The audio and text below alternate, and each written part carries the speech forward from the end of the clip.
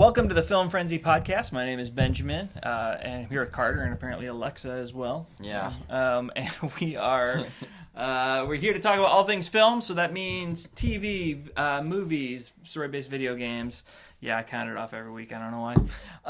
And yeah, so we've got some reviews today. We got a top 10 list. So yeah, why don't you lead us in? We're gonna probably do our reviews first. So we're reviewing 1, 2, 3, 4, 5 different 2025 movies. He's watched 2 of them. I've watched 5 of them. So I say we go me, us, me, us, me. Okay. And then last week I talked about being invited to a early screening of a movie, Which is so cool. which is awesome, and I'll talk about that last. So first, I'll talk about Frankenstein. Okay. This was the Netflix movie. Yeah. That also released in theaters? It also released in theaters, and it's so weird because it was high budget and it was really good looking, but it released on Netflix on the same day it released in theaters. It was really odd. Really odd strategy. Guillermo Del Toro. It's his new movie. I thought it was all right. I thought the first hour was really good. The way they incorporated him making Frankenstein's monster was really good. Oscar Isaac did okay. He didn't do as great as I thought he was going to do. I think the guy who played Frankenstein's monster definitely deserves to get nominated for an Oscar. I don't think he should get it. I mean, it's nothing crazy. It gets kind of boring throughout the last hour and a half because after the first hour, it's pretty much just what does Frankenstein's monster do after that all happens. So You said it's very violent, though. it is very violent. There's one scene whenever Frankenstein's monster starts fighting people, it gets really, really violent. But that's pretty much. I mean, those are really the only entertaining fight scenes over the first hour. So. Not a great movie. I gave it a 3.5. Okay. It looked beautiful though.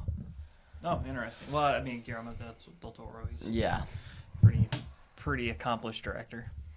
So, do we want to talk about the 3-star or the 4-star movie first? We'll go worst to best. Okay.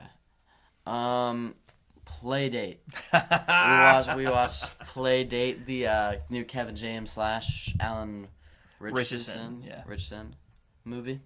You want to go first? Yeah, so I don't know if I've ever loved a 3-star movie more than I love this movie. Yeah, this is my favorite 3-star movie I've ever seen in my life. It is terrible. The story is one of the worst plots I have ever seen in a movie. It's not the worst, but it's got what to be one of the dumbest and definitely the biggest letdown. Mm-hmm. But it is very funny.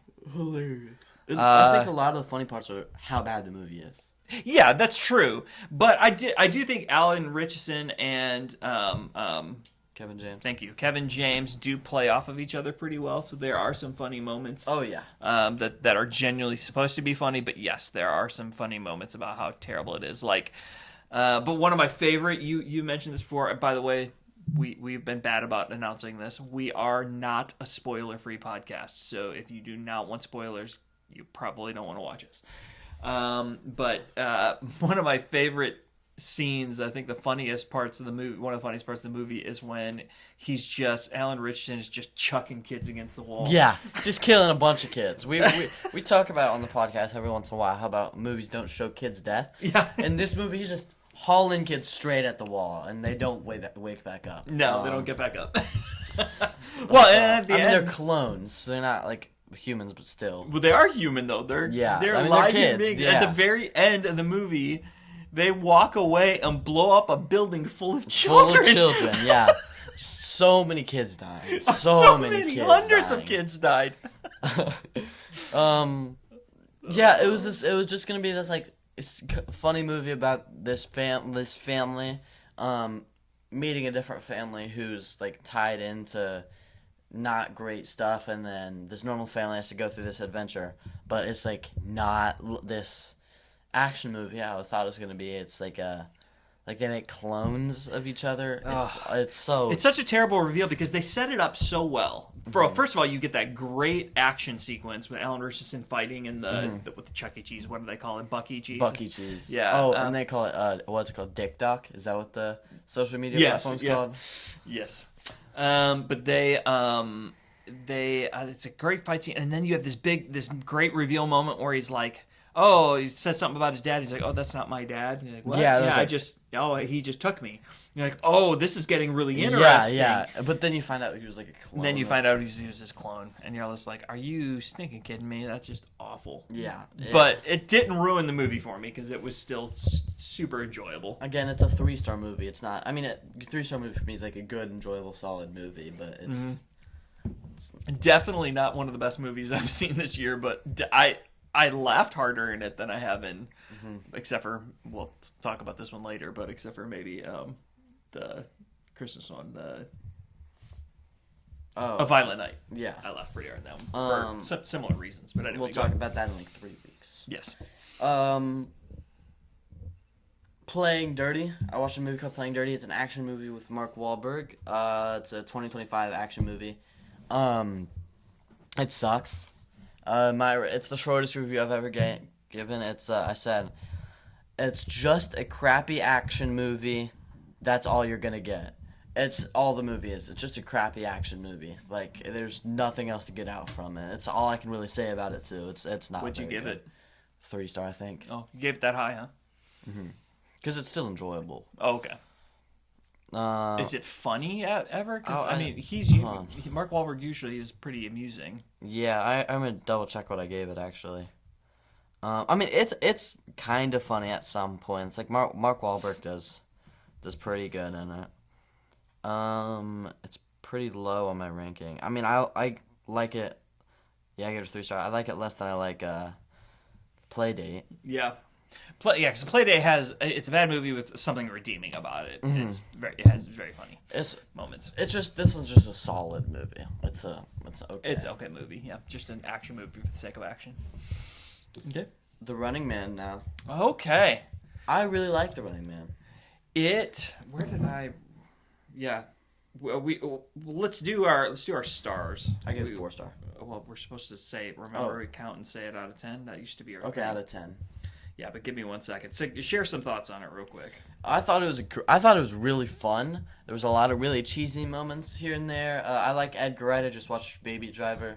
So I kind of like his filmmaking style of like a high octane like action movie. And it really is. It has good like symbolism. But it also does get ruined because the movie doesn't also really know what it's trying to be. I felt that a lot throughout the movie because it's a heavy, like, sad movie about how media controls people's lives and can ruin people's lives. But then there's like a Home Alone sequence where he's killing a bunch of people with water guns and electricity. It doesn't know what it's trying to be. No, that was a very weird moment, for sure. I definitely like, along the same lines, not nearly the same quality, but along the same lines of One Battle After Another, it has something important to say. And it does do that well. I will say this. I came in with really low expectations because I've seen the Arnold version. And I grew up with that as my experience.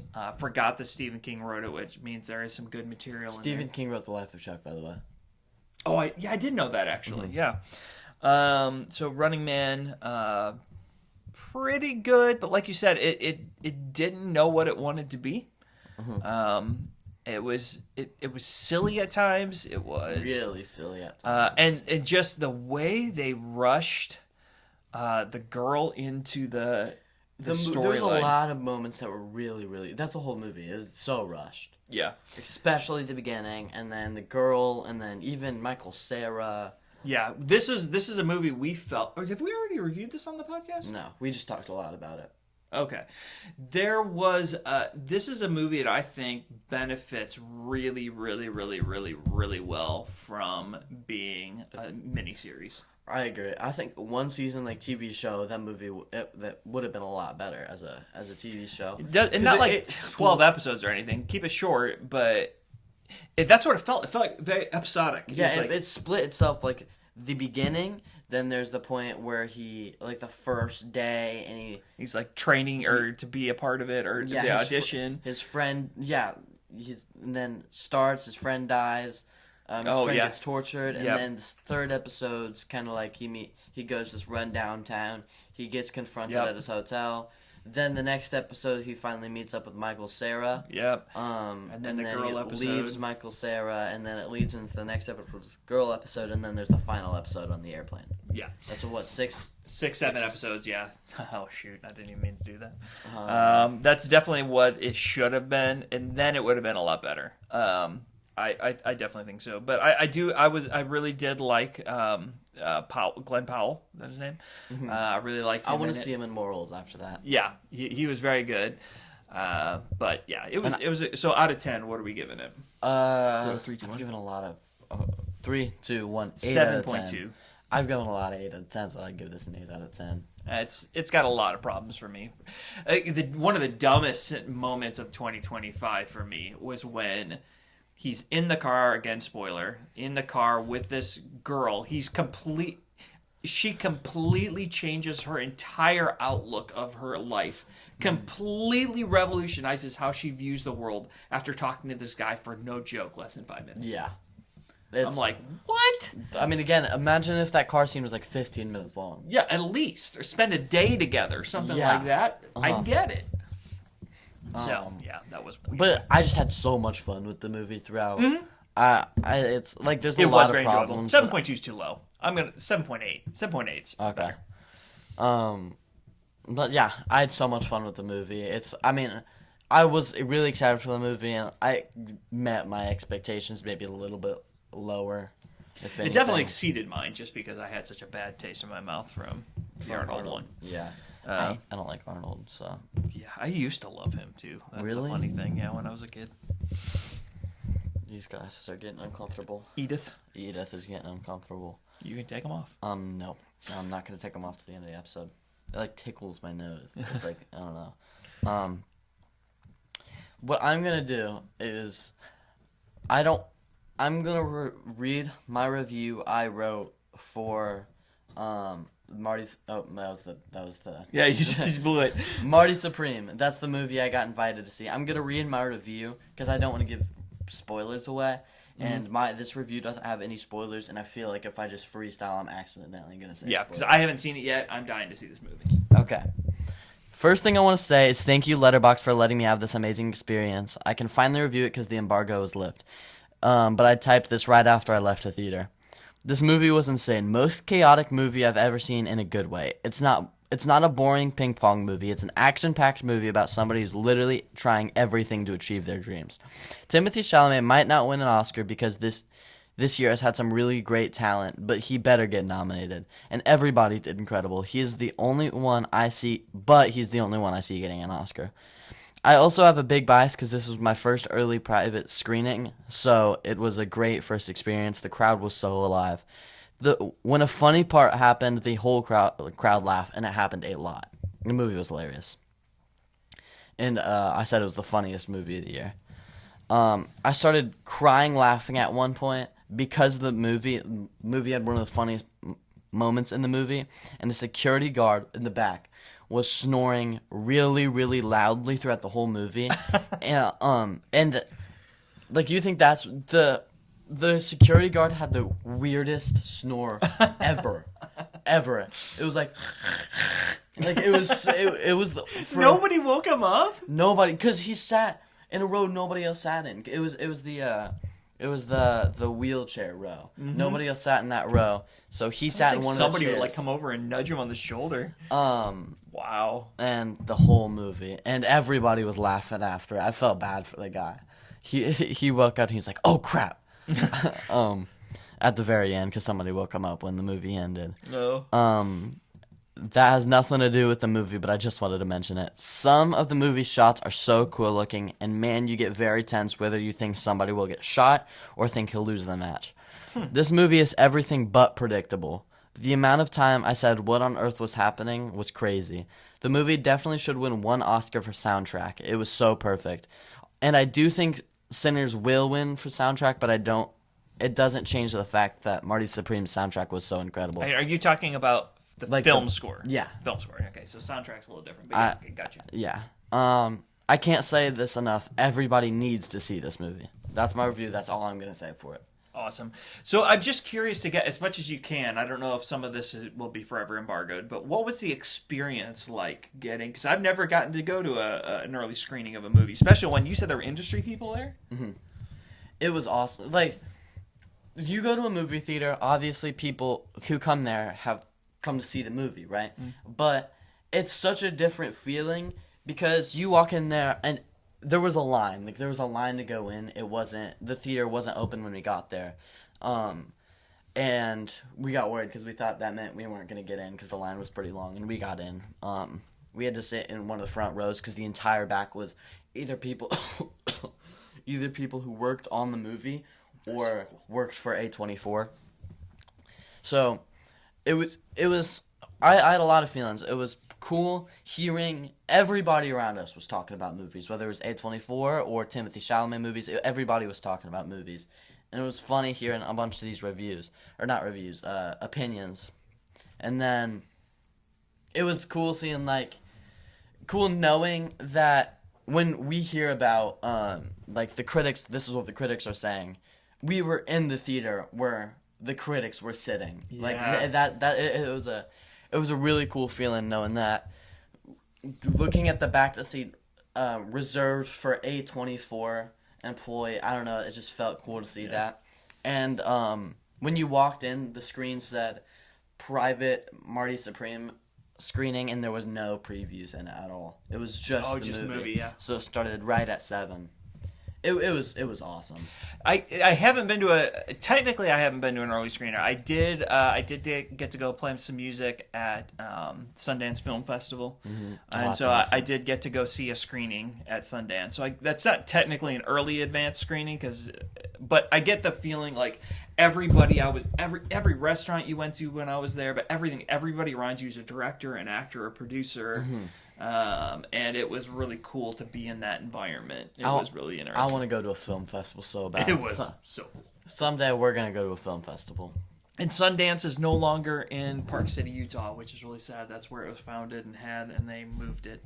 This last year was, I think, the first year that it wasn't. Oh, there. Really? Yeah, they moved. I don't know where they moved it to, but it's sad that it left Park City, Utah. There's lesser known film festivals all over the place. Oh yeah, there's some close to us. Yeah. Yeah. I've been to one close to us. Yeah? Mm-hmm. When's the last time you went to a film festival? You would have been 5 or 6. Oh, okay. So it's been a few years. But that's all I want to say about Marty Supreme because this will come out after December 1st, so the embargo's lifted. I can say whatever I want, but I also don't want to. You know what I mean? Mm-hmm. I don't want to spoil. This is the only time I don't want to spoil anything because it's different when the movie already came out. Yeah. But this movie it hasn't come out yet. Yeah. We're being respectful. That's good. And we could talk more about it. And you haven't even seen it, so at the end of the year we're gonna have a special episode. I'm sure it'll come back up then. Oh, it definitely will. Now for the top 10 list. So I can't do it anymore. Do you want the glasses? No, I'm good. I can't. Wow, it's so much more colorful without the glasses on. So this week we're gonna do our top 10 list. Do you wanna explain it? Yeah. So this week, Carter came up with this idea. I thought it was brilliant. We're ranking the top 10 MCU movie intros. So how the movie started, opening sequence, right out of the credits, or however it started. We are judging what we like in that regard. So I love this category. I don't know how confident I feel about my list, but I do have a list. Complete with, did you have honorable mentions? I have 2. I have 3. Okay. What are your 3? You go first. Okay. My first honorable mention probably could have made the list. All of these could have. Guardians of the Galaxy 1. The classic opening sequence of Peter Quill dancing and... oh my gosh, I forgot about that one. What is the song?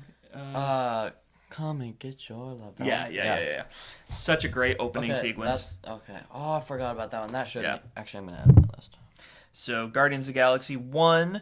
My second one, I had to really think about this one, but it was actually a really fun opening sequence. Captain America: Brave New World. Mm-hmm. They had that whole opening sequence where they're they're breaking up the well, it wasn't the Serpent Society because they cut that Yeah. from the movie, but yeah, What would have been the Serpent it would have been, yeah. And the really nice fight sequence, and then Falcon has his big scene, the new Falcon, and it was cool. It was fun. And then my final honorable mention is Spider-Man: Homecoming. Just that video montage of him, his like behind the scenes footage of being at the Civil War. Stuff in Germany was pretty fun. So and it has so that was just a really great opening sequence. So those are my honorable mentions. My number 13, I have the Brave New World. I have 3 now that I didn't add anything. I had 3 the whole time. Brave New World. Well, it was really cool. I think that was one of the best scenes in the movie. It really was. It was, yeah. It was a killer opening scene, and The flying around the hand when they were trying to blow up the bombs, that was pretty fun. that was pretty cool. I mean, it was a good movie. Yeah, it was a solid movie. Not great, but it was good. So you pretty much already went over all that. Civil War. I have Civil War at my number 12. The fight scene with Crossbones. I have a grudge against this scene. I do have to say I love the scene. It would probably be higher if they didn't kill off Crossbones, because Crossbones is a really cool character, and they killed him off, and now that actor's working for DC. So They killed him off, and they even it was not a great send off either. No, like it it was wasn't. It was just just a like a dumb way bomb, to just a wasn't it? bomb. Yeah. Yeah, it was like, oh, okay. yeah, it was a waste. Yeah, it was a waste of a character, which Marvel has a habit of doing that with its villains, but that's another thing for another time. And then my number 11 is the Iron Man 1. I don't love this movie, but I love the opening scene where he's in the tank, and they're like, can I get a picture? And he's like, sure. He puts on a peace sign, and he says, no gang signs. No, I'm just joking. That's a good scene. Yeah, that is. I forgot about that. And then everybody dies. And then everybody dies by him. He pretty much almost dies. Yeah. Okay, great. Those are pretty solid start. So, do you want to go first? Or you want me to go first? You can go first. All right. So my number 10. I wonder how many we're gonna have alike. This one's gonna be way too low for you, I'm sure. My number 10 is Guardians 2. So you got that opening battle scene around on that circle thing, and Baby Groot running around, which is pretty You fun. can name 9 scenes better than that? I like 9 scenes better than that one. Like I said, I'm not super confident in this list. I could be argued to move any of these up. Well, you should move that up. So, but I really like it. It was a fun scene. It was a great opening sequence. My number 10. I wonder. I know this is gonna make your top 10. I think. Yeah. It's the Far From Home slideshow. Yeah. With saying Iron Man dies and stuff. I think that's a good little intro. I mean, it's nothing crazy. It's funny, but it's nothing crazy. I have it much higher, and I will defend why later. Okay. Because there's a reason I think I'll it should defend be Guardians of the Galaxy 2 later. good. Okay, number 9. Even on my halfway through my second watch through, I'm still not loving this as much as you want me to. The opening sequence of Fantastic Four, really liked the montage. I thought that was great of all the stuff that they done. It was a really creative way to tell a whole bunch of backstory without wasting the movie's time to do it. It was really good. It was solid. It's not in my top 13. Oh, really? Okay. I loved the scene. I mean, it would probably be 14. I love the opening scene. It's just.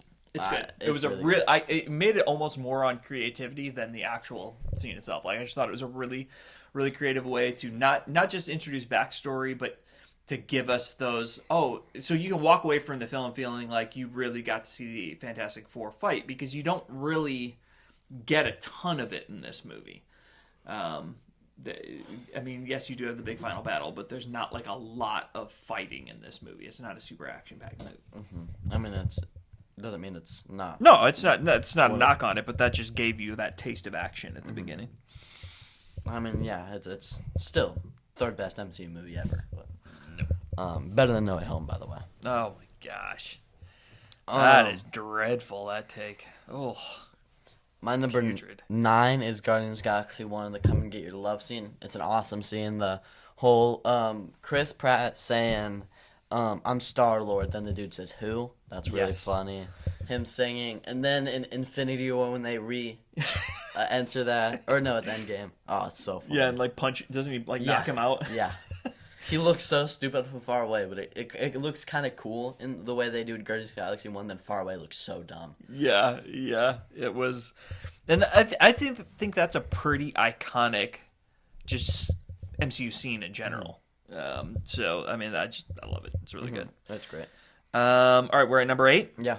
My number 8, it could be higher. It's higher in terms of importance, but there's just not a ton to it. It's time wise, and that's the Infinity War opening sequence for me. Interesting. Obviously, we get the Thanos Hulk battle, which is cool, but it's just so short. We get Loki's death, but it's just so quick. Like so the really important stuff, but as a scene in the whole, because it's so brief, it's lower. Otherwise, it would be higher for me. It's excellent. I don't know that they should have made it longer. I'm just saying. My number 8 is the Thunderbolts intro with her jumping off the building. I mean, I don't have anything bad with the scene. There's only one more on here that I have problems with, but there's also a lot of great things with it. There's nothing bad about the scene. It's awesome. The fact that she actually did that stunt's really cool. Yeah. I'm gonna talk more about that one in a little bit. But yes, that is a really great scene. Okay. All right, so we're at number 7 now. My number 7 is Guardians 3.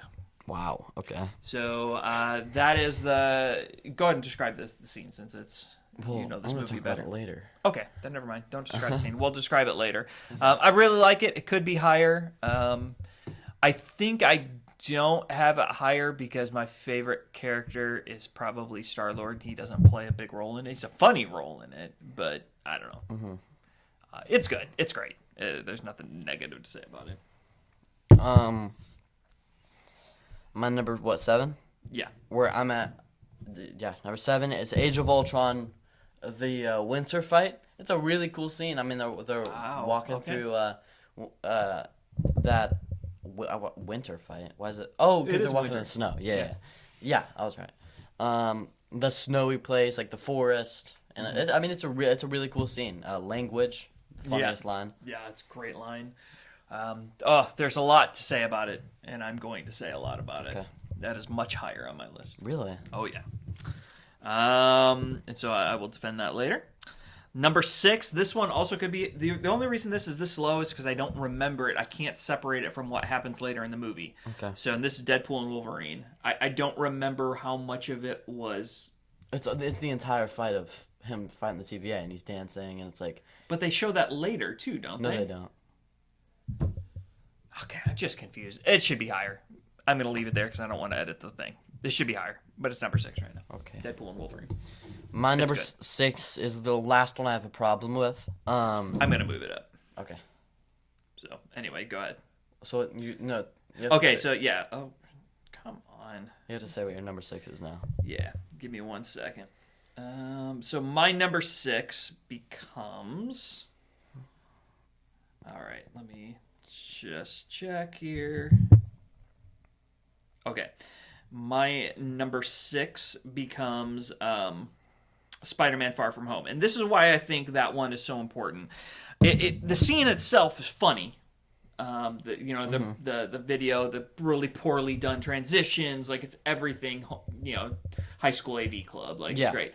But it was a really, I think, for the fans coming off of the heaviness of losing Captain America, losing Iron Man, all of that, it gave us almost our first chance to go, it's okay.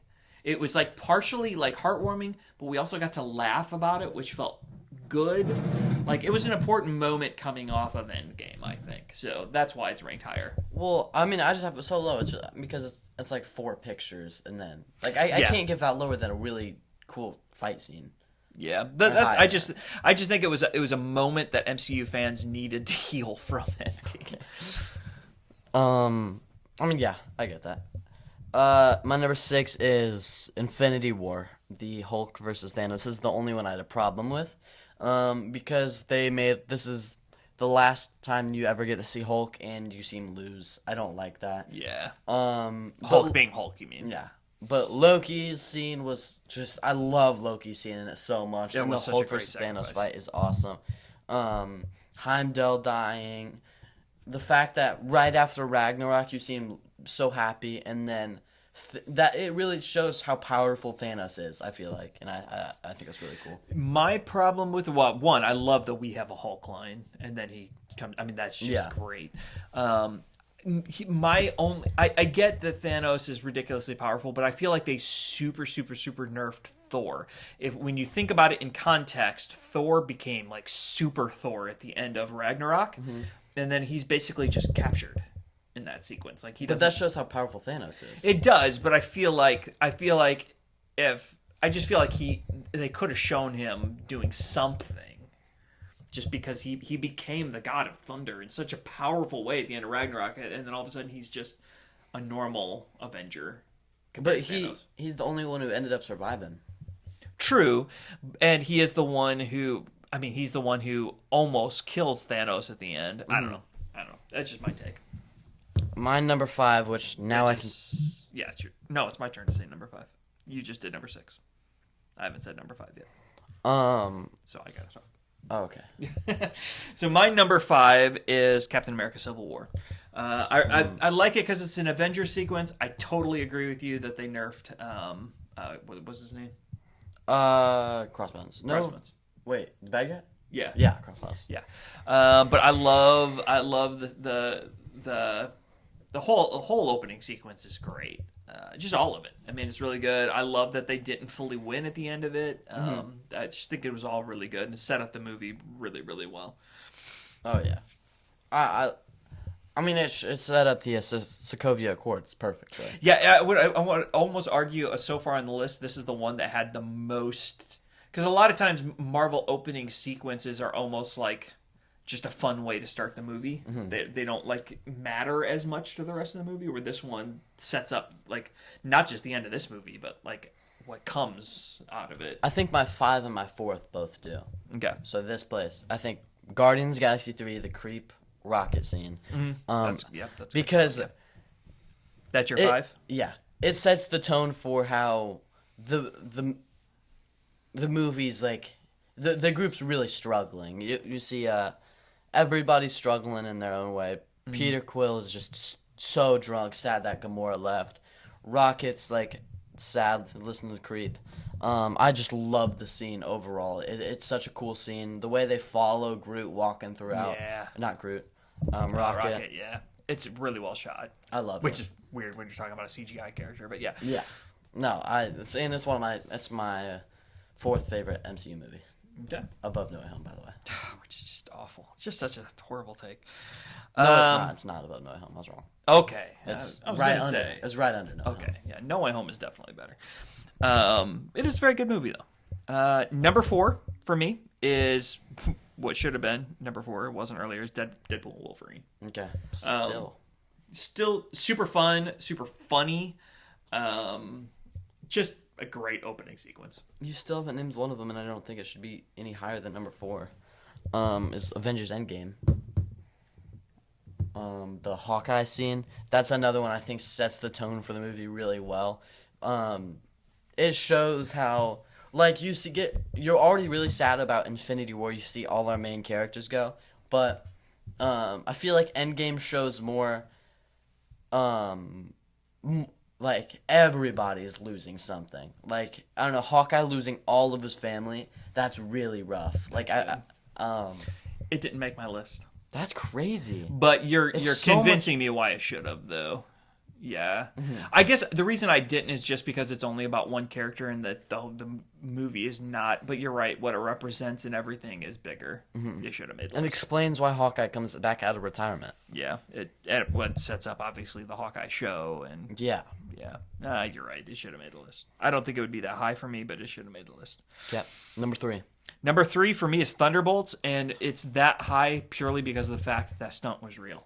I mean, that's really? just unbelievable. That is really awesome. I mean, she's one of my favorite characters, so that doesn't hurt. And she's really funny in that scene. And when the guy accidentally shoots himself in the head, and like all of it, she can't use the face. Like, it's all very funny. She saves the gerbil or whatever it was. Like, it's a really everything about it's really really good. Sets up the movie really really well. Her whole mental state and everything is great. But her stepping off that building in real life, like crazy, and then she has to talk about her mental health. Whoa. Yeah, I just thought it's one of my favorite. It's number 3. It's one of my favorite just shots. It might be.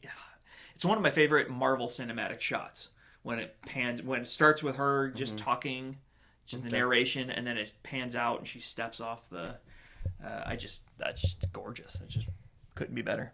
I wish that wasn't in the trailer because exactly, yeah. Imagine seeing that in theaters, being like, "What on earth is happening?" Mm-hmm. Yeah, it would have had a lot more impact if it hadn't been in the trailer. Mm-hmm. You're right. But I mean, I do want to say it's low on my list. I still love the scene. Yeah, it's an awesome scene. My number 3 is the Thor Ragnarok. It's the hanging Thor. These next 3 are like my favorites, and they're all hilarious. This one's just so peak. The timing of it, I know, the comedic timing. And a lot of people don't like it, but I mean, he's like Searcher's saying this big evil monologue, and then you hear Thor. Wait. Like, you don't... It's so funny. Coming back around. And then he has an awesome fight scene. Yeah, he does. Oh, it's just great. I won't say a ton more yet because it's number 2 for me. Oh, okay. So, my number 2, Thor Ragnarok, all those same reasons. I think the comedic timing of it is again, a movie that sets the tone, or scene that sets the tone for the movie. By far the best Thor movie, one of the best MCU movies, and it's such a great, fun way to start it. It's just it's peak, and then like you said, great sequence, and then the Bifrost doesn't open for him when he's expecting it, and like so many great moments throughout that whole opening sequence. My number. Oh, and then the head getting cut off, and then landing on all the women that were in there. Yeah, which is so good. When did we watch that? Really recently? When did we watch that? Like a month ago. Yeah, it was very recent. My number 2 is Guardians of the Galaxy 2, the baby Groot walking around. It's so funny. I'm probably low for me because I don't remember it. So set the table for me. Like what? That was my phone. Oh, what is it? What tell me about the scene? So I mean, he turns on Groot. They're having this crazy fight. Like they got paid a lot of money to take down this huge beast, and then you see Groot just turning on music. Like his battle is trying to turn on the music, and then he turns on the music. He's walking around this big platform. He's dancing. He like waves hi to Gamora. Like him and Gamora are friends, and he keeps hitting Drax when he falls right in front of them. Oh, that's right. Oh my gosh, it should have been higher. Yeah. He attacks that little baby, like the space rodent, and he rides it. It's so funny. I forgot how much it's from the perspective of Baby Groot. That's right, It is. It would have been higher then. And it's just, I just really don't get why people don't like that movie. It's so funny. And then this leads us to number 1. I know what your number 1 is because you said it was really high. My number 1 is Avengers: Age of Ultron. Yeah. Because it is my favorite original Avengers scene of them getting to fight together. Okay. It's my favorite original Avengers fight sequence. More than Avengers 1? Yeah. Battle in New York, because they interact more. Where Battle in New York, it's a lot more individual fighting. I mean, they do have the moment when they come together on the bridge, but I love the character, the banter going on through all of it. Of course, Hawkeye totally steals the show in Age of Ultron. He has so many great scenes. But like when the fast guy first shows up, and then there's just so many moments in that opening sequence that are so great. Iron Man has great. Of course, you already mentioned the language scene is just so good. Just overall, I love it. I love when Captain America flips over the handlebars and throws the motorcycle at the tank or whatever it was. Just so many cool moments that happen. Hulk gets to be Hulk in it. There's a lot of Hulk smashing in it. Yeah. That's really cool. So I don't think it beats out the Battle of Sokovia or Battle of New York though for me. Yeah. It doesn't beat out Sokovia. I do, and maybe New York, but if one of those were an opening sequence, they would have won. So this, because of the fact that it's such a great Avengers, it kind of encapsulates everything for me. So that's why it's number one. And then my number one, it's not even close. I think it's miles better than any of the other ones. Deadpool and Wolverine, that song, it was just so awesome. It was such a great like theater experience too. Like wondering how this movie was gonna not ruin Logan's legacy, but still have Wolverine. And then in the first few minutes, he says, "Yeah, I think I'm gonna ruin Logan's legacy." He says that Completely desecrates his legacy. and then last time we saw him, we see him sacrifice himself for this little girl. It's such a great moment. And then Deadpool uses that same skeleton to kill a group of bad guys in horrible ways while dancing. And then the way they show like Sean Levy's name through a bone that just went through somebody's head, so awesome.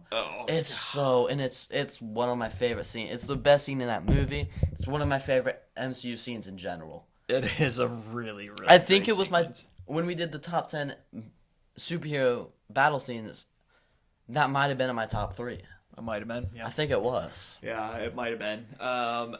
It's hard to argue. Like I said, you could have convinced me any one of yours. What's a better ranking than mine? Just this list was probably the hardest one I've ever had to try and organize because they're all just so great. But yeah, that Deadpool Wolverine one, it is.